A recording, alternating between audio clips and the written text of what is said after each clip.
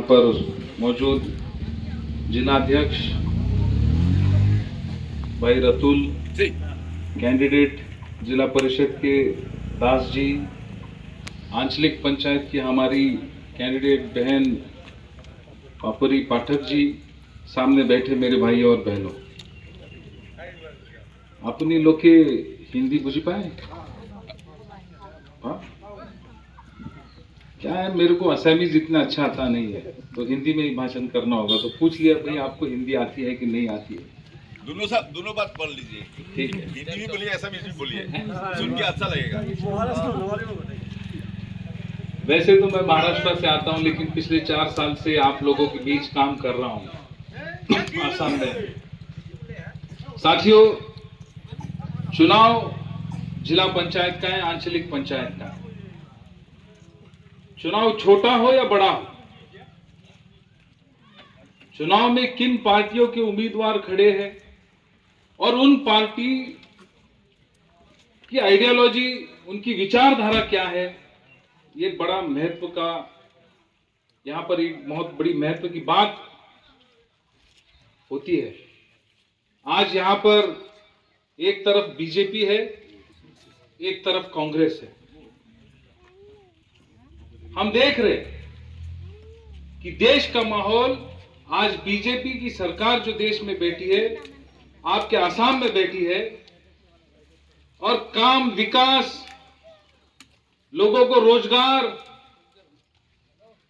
युवकों को पढ़ाई शिक्षा में सुविधाएं, महंगाई कम, पेट्रोल के दाम कम होने चाहिए, इन सब बातों के ऊपर बात करने के बगैर बीजेपी और उनकी आरएसएस क्या करती है, तो ध्यान भटकाने के लिए केवल एक मजहब को दूसरे मजहब से लड़ाने की बात करती रहती है। हिंदू हिंदू हिंदू, अरे भाई मैं भी तो हिंदू हूं। यहां पर बैठे सारे लोग, मुझे लगता है ज्यादातर लोग हिंदू ही है। वो कांग्रेस की विचारधारा में भी विश्वास रखते हैं, प्रभु राम का नाम लेकर ऐसे ऐसे काम करते हैं। अरे हम भी तो प्रभु राम जी की सेवा करते, पूजते।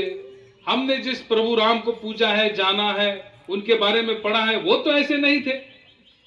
फिर पता नहीं है बीजेपी वाले कौन से राम की बात करते कि जो राम का नाम लेकर दूसरे मजहब के लोगों को डराने की, धमकाने की बात करते रहते। मैं विशेष तौर पर यह कहना चाहूंगा,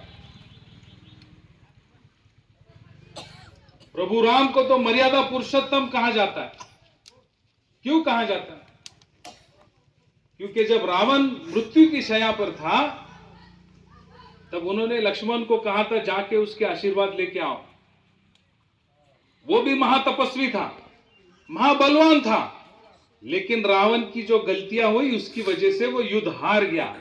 और उसकी गलतियां क्या थी?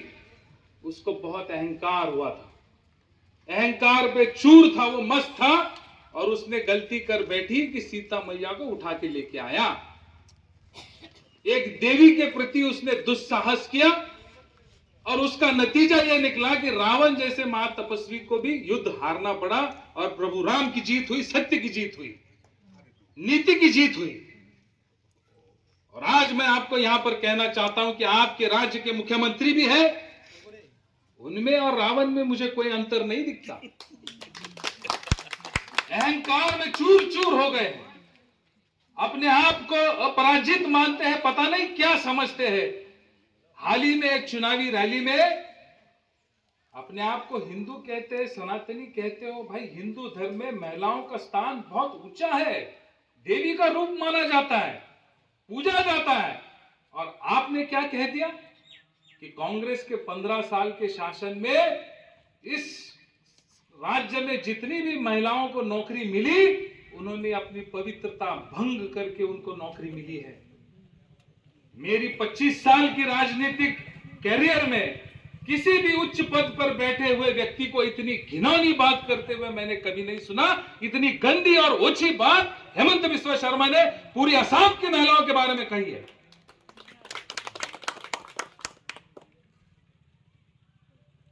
बहुत ऊंचा स्थान होता है, हमारी भी माता बहनें सबकी, हम सबको उसी नजर से देखते हैं। यह अंतर है बीजेपी आरएसएस की विचारधारा का और कांग्रेस की विचारधारा का। आरएसएस आरएसएस में भी देखो उनका यही है।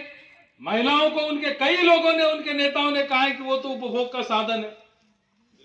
यानी महिलाओं की कीमत, महिलाओं की जो अहमियत है उनकी नजर में कुछ नहीं है। एक तरफ वो आपको 1200 रुपए अरुणोदय में देने का नाटक करते हैं और दूसरी तरफ सारे महिलाओं की आपके मुख्यमंत्री बेइज्जती करते हैं। मैं समझता हूं ये पूरी महिला समाज के ऊपर एक बहुत बड़ा उन्होंने कलंक लगाया है और इसकी माफी मैं नहीं समझता आसाम की कोई भी महिला इस प्रकार से कोई अपना अपमान सहन करेगी और उनको माफ करेगी। यहां पर बैठे भी सारे मेरी महिलाओं को मेरी ये निवेदन होगा कि जाकर बताइए कि ऐसा घिनौने सोच वाला व्यक्ति अगर इस राज्य को चला रहा हो तो ये राज्य का विकास कभी नहीं हो सकता। और जिस तरीके से रावण पराजित हुआ उस तरीके से आने वाले 26 के चुनाव में भी आपके मुख्यमंत्री को ये कुर्सी छोड़नी पड़ेगी, ये मेरे को यकीन है। आज भले ही कांग्रेस पार्टी की ताकत कम हो, लेकिन मैं जानता हूं कि जो भी है विचारधारा के पक्के हैं और आज घर में भी बैठे लोग मेरी बात जो सुन रहे हैं वो सोचेंगे, समझेंगे कि आने वाले दिनों में आपके यहां भी, आपके जिला परिषद में यदि आपको सच्चा काम करने वाला, एक समाज को अच्छी दिशा देने वाला व्यक्ति कांग्रेस पार्टी ने उम्मीदवार के रूप में यहां पर उतारा है, अगर आप चाहते हैं कि आपके क्षेत्र का विकास हो तो आप दास जी को वोट देकर आने वाले 7 तारीख को पंजा के सामने का बटन दबाकर उनको जिताकर भेजोगे। ठीक उसी तरह एक आम घर से एक गृहिणी, एक पढ़ी लिखी हमारी बहन को हमने एक महिला कैंडिडेट के रूप में आंचलिक पंचायत में पापरी जी के माध्यम से हमने यहां पर कैंडिडेट के रूप में दिया है।